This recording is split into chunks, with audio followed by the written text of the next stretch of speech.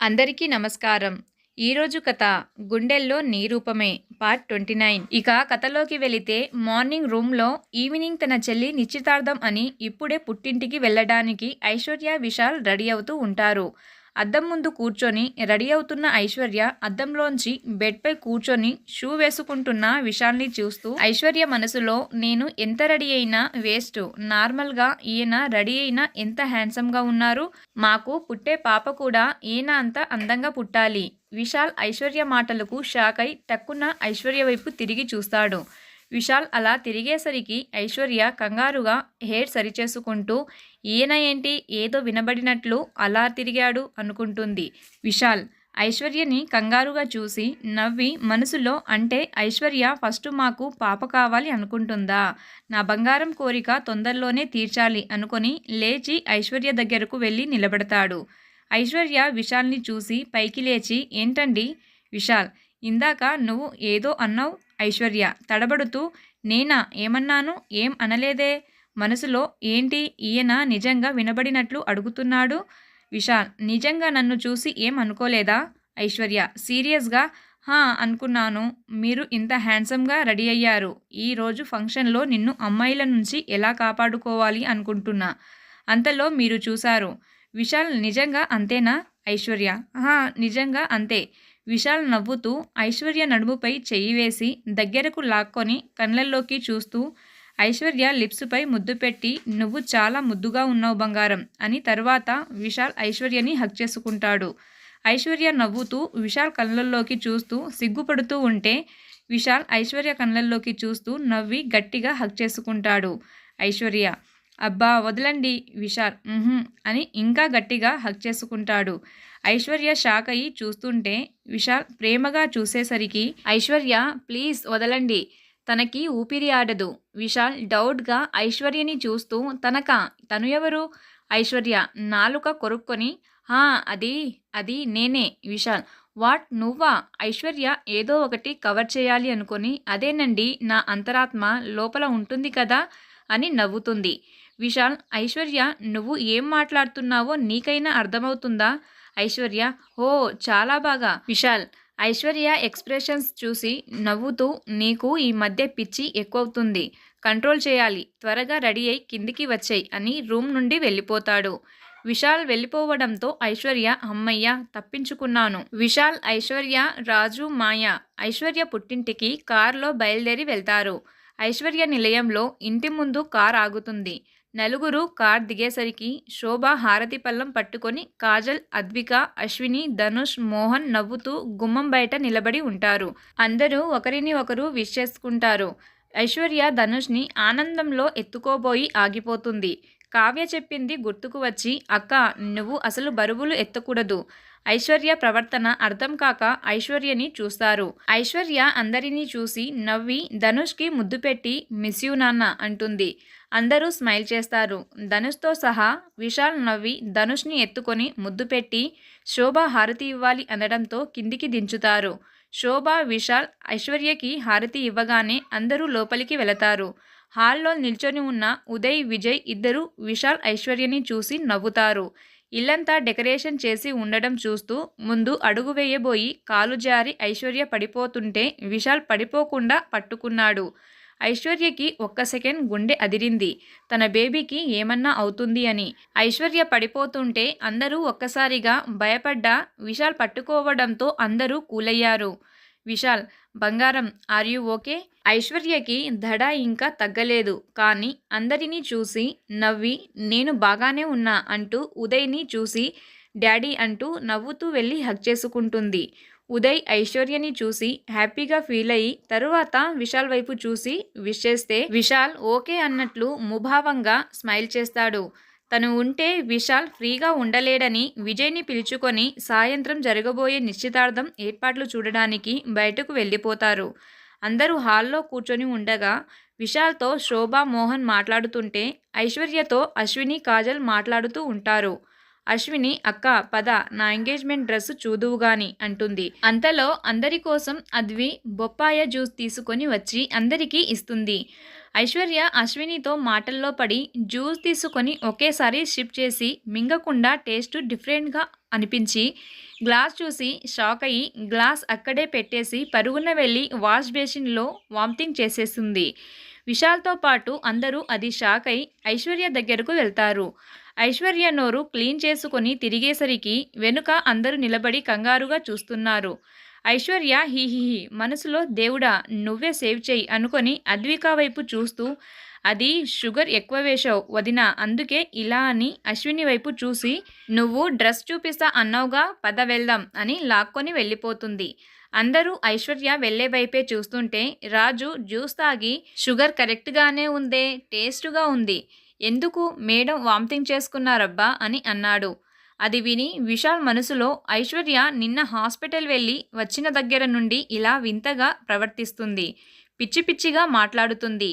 ఎందుకు అసలు ఏమైంది బంగారానికి? నా దగ్గర నిజం దాస్తుందా?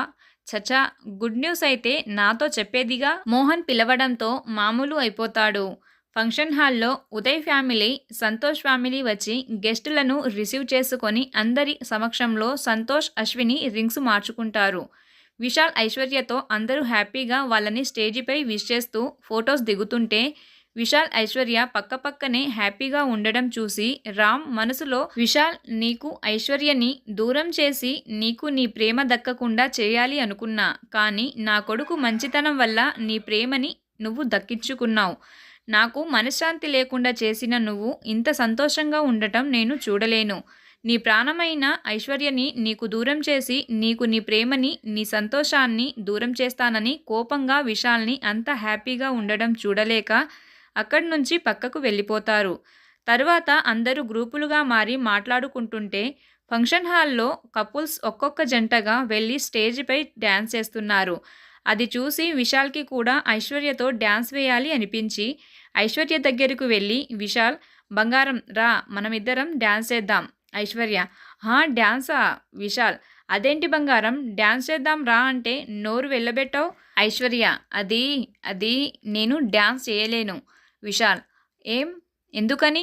ఐశ్వర్య మనసులో ఇంత సడన్గా ఎందుకు అంటే ఏం చెప్పను, ప్లీజ్ అండి నేను డ్యాన్స్ చేయలేను. విశాల్ అదే ఎందుకు చేయలేవు అంటున్నా. ఐశ్వర్య అది అంతే చేయలేను అంటే చేయలేను. మోహన్ అదేంటే బావ ముచ్చట పడుతుంటే చేయలేను అంటావు. విశాల్ అవును బంగారం నీతో నాకు డ్యాన్స్ చేయాలి అని ఉంది, ప్లీజ్ ఒప్పుకోవా. అద్విక అమలు మా బ్రదర్ అంతగా బ్రతిమాలుతుంటే చేయను అంతావేంటి, చెయ్యొచ్చుగా. ఐశ్వర్య మనసులో లోపల దాచుకోలేక బయటకు కక్కలేక చూస్తున్నా దేవుడా నువ్వే నన్ను వీళ్ళ నుంచి కాపాడు. రాజు అదేంటి అండి మా మేడం గారు చేయలేను అంటున్నారుగా ఎందుకు బలవంత పెడతారు. రాజు ఆహా దేవుడిలా వచ్చావు రాజు. మాయా మ్యామ్ మీరు బాస్ డ్యాన్స్ వేస్తే నాకు చూడాలని ఉంది, వేయొచ్చుగా. రాజు ఇంతమంది అడుగుతున్నారు డ్యాన్స్ వేయొచ్చు కదా మేడం హిహిహి. ఐశ్వర్య మనసులో ఓరి దుర్మార్గుడా అప్పుడే పార్టీ మార్చేశావా. అందరూ ఐశ్వర్యని బ్రతిమాలుతుంటే విశాల్ విసుగ్గా ఇక చాలు ఆపండి, తనకి ఇష్టం లేదు అంటుందిగా వదిలేయండి అంటాడు. ఐశ్వర్య మనసులో అయ్యో ఈయన ఫీల్ అయినట్లు ఉన్నాడు అనుకొని సరే నేను మీతో డ్యాన్స్ చేస్తాను కానీ 3 కండిషన్స్కి ఒప్పుకుంటేనే. విశాల్ వాట్ 3 కండిషన్సా? అందరూ ఏంటి ఆ 3 కండిషన్స్ అని అడుగుతారు. ఐశ్వర్య 1 నేను అల్లు అర్జున్ సాంగ్కి మాత్రమే డ్యాన్స్ వేస్తాను. విశాల్ మనసులో ఓసిని అనుకొని okay no problem. Next Aishwarya Sarrainodu మూవీలోని తెలుసా తెలుసా సాంగ్కి డ్యాన్స్ చేస్తా. విశాల్ ఆ సాంగ్నా? దానిలో డ్యాన్సే లేదు కదే, ఆ లిరిక్స్కి ఎలా డ్యాన్స్ వేయగలం, ఓన్లీ ఫ్లో మూమెంట్స్ తప్పితే. ఐశ్వర్య అవి అన్నీ నాకు తెలీదు, నేను ఆ సాంగ్ అయితేనే డ్యాన్స్ చేస్తా లేకపోతే లేదు. విశాల్ మరి తుదిపురి 3rd కండిషన్ ఏంటి మేడం? విశాల్ నవ్వుతూ నన్ను గిరగిరా తిప్పకూడదు ఎత్తుకోకూడదు. విశాల్తో సహా అందరూ నోరు తెరుస్తారు. అందరూ ఓకే అనడంతో విశాల్ ఐశ్వర్య ప్రవర్తన కొత్తగా అనిపిస్తుంటే అందరూ విశాల్ ఐశ్వర్యని స్టేజ్ పైకి పంపిస్తారు.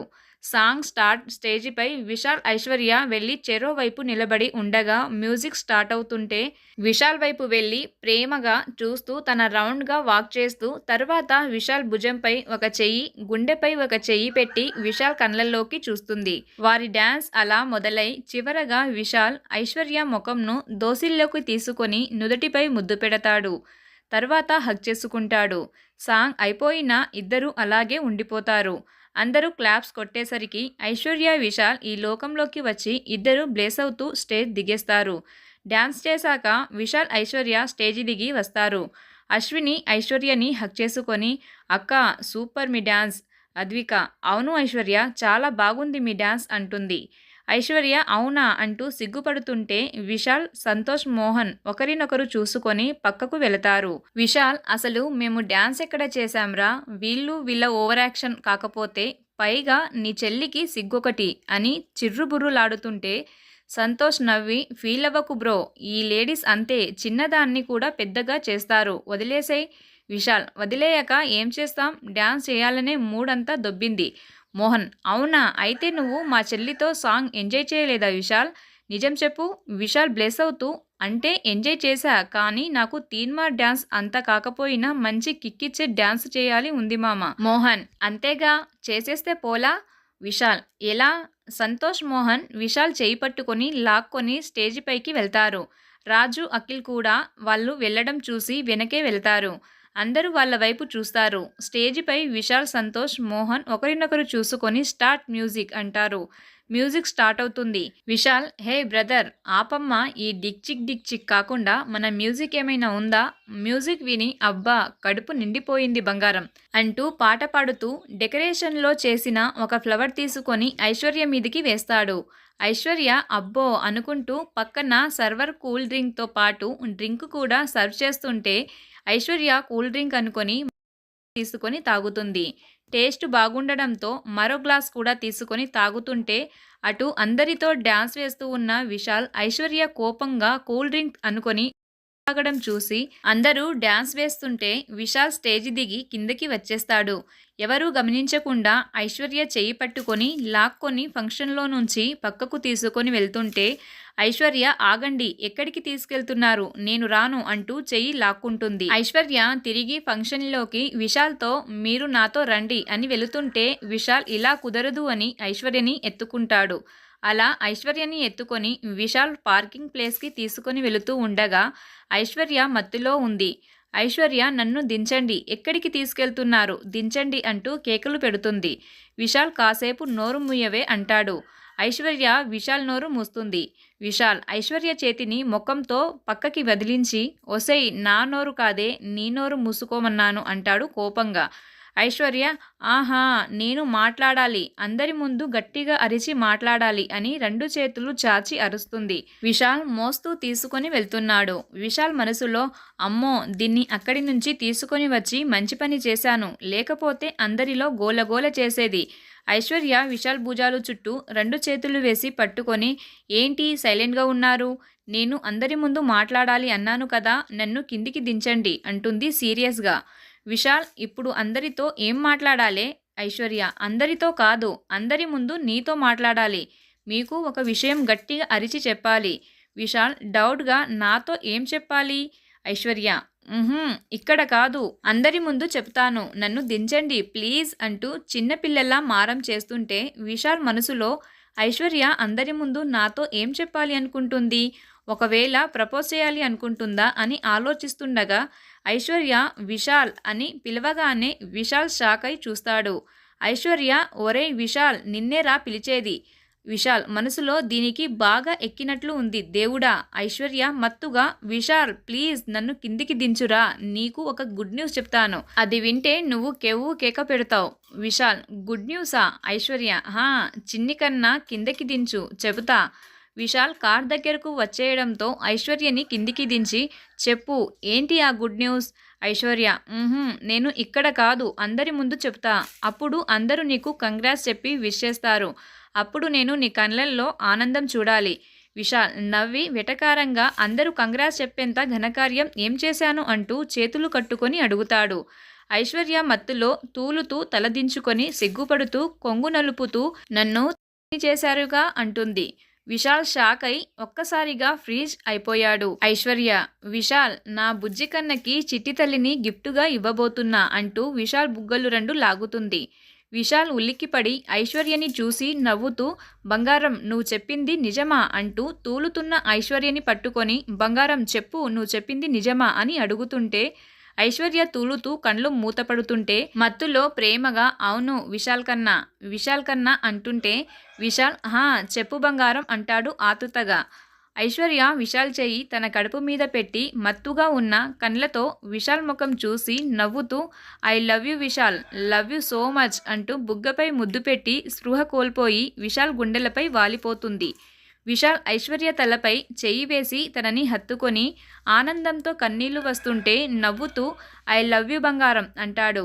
మత్తులో ఉన్న ఐశ్వర్య ముఖంలో చిరునవ్వు వస్తుంది.